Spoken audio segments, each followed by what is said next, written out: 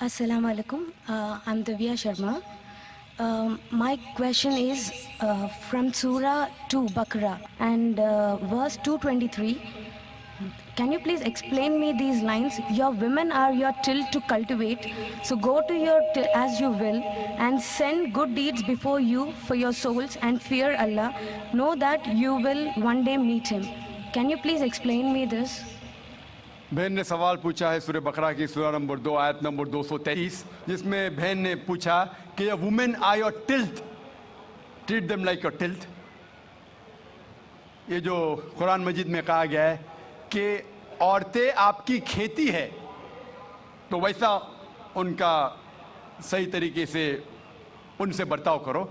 ये आयत के बारे में आप देखेंगे 222 पढ़ेंगे, इसका पहले आयत पढ़ना इंपॉर्टेंट है। When they ask the concerning menstrual cycles, जब वो पूछते हैज़ के बारे में, तो अल्लाह ताला फरमाते कि हैज़ के हालत में आप उनके पास मत जाओ। During menstrual cycle do not approach them। क्यों? क्योंकि हैज़ के हालत में जब खून बहता है, आज की मेडिकल साइंस कहती है कि चांसेस है जब आप उनके पास जाएंगे इस हालत में तो औरतों को तकलीफ होगी। उसके अलावा बीमारी फैलने के हाई चांसेस है खून के जरिए, इसीलिए उनके पास मत जाइए, वरना औरतें आपकी खेती है, आप जब चाहे जा सकते हैं, मतलब वो आपकी है, आपके लिए।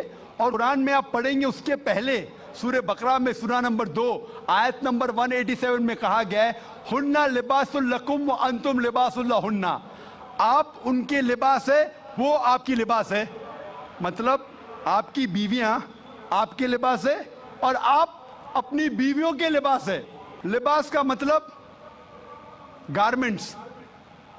मेन मकसद है लिबास का कवर करना, प्रोटेक्ट करना,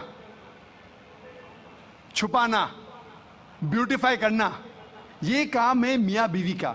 तो ये आयत में जो कहा गया है menstrual cycle, don't approach them and they are your tilth, treat them as you can. और इसके और कई मानी हैं जो medically we can prove. A land, जब हल चलाते हैं तो हल चलाने के लिए आपको पता है कि बैल के पीछे एक सख्त चीज होती है, लकड़ी। उस तरीके से आप, there are various different meaning that be careful. जो जमीन रहती है it is very soft, the soil is soft. संभाल के आप ट्रीट कीजिए, संभाल के उनके पास अप्रोच कीजिए। तो कई माने हैं, कई तफसीर है, ताकि आप औरतों को ख्याल रखें और उनके साथ अच्छे तौर तरीके से पेश आइए। Hope that answers the question. सवाल इस माइक से किया जाए। आप गैर मुस्लिम हैं, नाम बताएं अपना। हेलो, अस्सलाम वालेकुम डॉक्टर जाकिर साहब। Well, I've got my friend with me. He is a non-Muslim friend who cannot speak in Hindi, but he can understand very well. So, on behalf of him, can I ask a question? Hindi में पूछने बोलिए उनसे। तो उनका ये सवाल है, मैं उनको समझाया कि he is a very cooperative person, being a Christian. तो he was first a Hindu, he has later converted. Hindi में, sorry, okay, उर्दू में। तो वो क्या है, पहले क्रिश्चियन थे। आपने कहा वो गैर मुस्लिम उर्दू जानता है, हिंदी जानता है, और आप सवाल पूछे अंग्रेजी में। उनको सवाल तो समझने दो, बराबर ना। आपने कहा कि वो हिंदी जानते हैं तो हिंदी में सवाल कीजिए। मेरी अंग्रेजी और अच्छी है माशाअल्लाह, लेकिन हम जो सवाल जवाब कर रहे हो गैर मुसलमान के लिए कर रहे, तो आप हिंदी या उर्दू में पूछिए। सर, इनका सवाल ये है कि मैंने उनको बोला कि हुजूर अनवर सल्लल्लाहु अलैहि वसल्लम जो है सारे आलमों के लिए आए हैं, लास्ट पैगंबर है, is a seal of profits. तो आप बोले कि मैं उनको समझा कि बाइबल में, यानी आप ही के, मैं QTV पे प्रोग्राम्स देखता हूँ और उसी का मैं इनको समझाया। तो वो मेरे को पूछ रहे थे कि ऐसा बाइबल में किधर है कि जीसस क्राइस्ट सिर्फ क्रिश्चियंस के लिए आए, वो पूरे आलम के लिए नहीं है, जबकि पूरे दुनिया में क्रिश्चियंस है। तो सिर्फ Christians everywhere in the world. भाई साहब का सवाल है कि मैंने कहा कि जितने पैगंबर मोहम्मद सल्लल्लाहु अलैहि वसल्लम के पहले आए वो सिर्फ अपने कौम के लिए आए और सारा पैगाम महदूद था एक वक्त के लिए। तो वो ये पूछते हैं कि बाइबल में कहाँ लिखा है कि ईसा अलैहिस्सलाम सिर्फ यहूद के लिए आए थे। मैं पहले कुरान मजीद का हवाला दूंगा।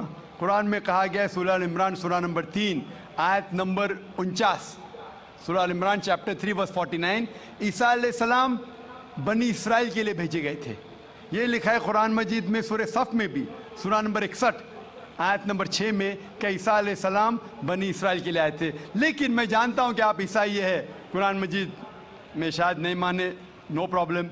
अगर आप बाइबल पढ़ेंगे, बाइबल में लिखा है gospel of Matthew chapter number 10 verse number 5 और 6 में ईसा अलैहिस्सलाम कहते हैं अपने अपोस्टल से, go ye not into the way of the Gentiles. Gentiles के मानी हैं नॉन जूज, यहूद के अलावा, अगर चाहे वो मुस्लिम हो, हिंदू हो, क्रिश्चियन हो, उन्हें कहते हैं जेंटाइल्स। ईसा अलैहिस्सलाम कहते हैं अपने शागिर्दों से, अपोस्टल से, go ye not into the way of the Gentiles, enter ye not into the city of the Samaritans, but rather go to the lordship of the house of Israel. आप गैर यहूद लोगों के पास मत जाओ, उनके शहर में मत जाओ, एंटर मत करो, लेकिन rather go to the lordship of the house of Israel, उनके पास जाओ जो यहूद लोग हैं, जो भटके हुए लोग हैं, तो यहूदी लोगों में से जो भटक गए हैं अपने दीन से, उनके पास जाओ।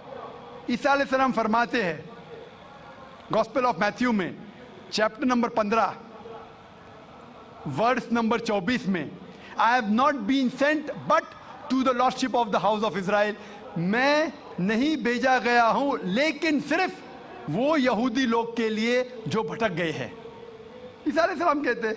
तो बाइबल में लिखा हुआ है कि ईसा अलैहिस्सलाम सिर्फ यहूदी के लिए आए थे, क्योंकि ईसा अलैहिस्सलाम भी यहूदी थे, खुद भी यहूद के लिए आए थे, यहूदी लोगों के लिए आए थे, और कहा अपने साथियों से भी कि आप सिर्फ यहूदी के पास जाओ। Hope that answers the question. अगला सवाल सामने वाले माइक से किया जाए। नमस्कार साहब, जाकिर साहब, मैंने आपका प्रोग्राम बहुत बार टीवी पे देखा था। मेरा नाम गोविंद तिवारी है, मैं कॉलेज में प्रोफेसर हूँ। मैं जिस एरिया में रहता हूँ उस एरिया के आसपास कई मुस्लिम ऑर्गेनाइजेशन अपनी स्कूल चलाते हैं, और उस स्कूल में स्टार्टिंग में जब प्रेयर होता है वहाँ पर न ही वंदे मातरम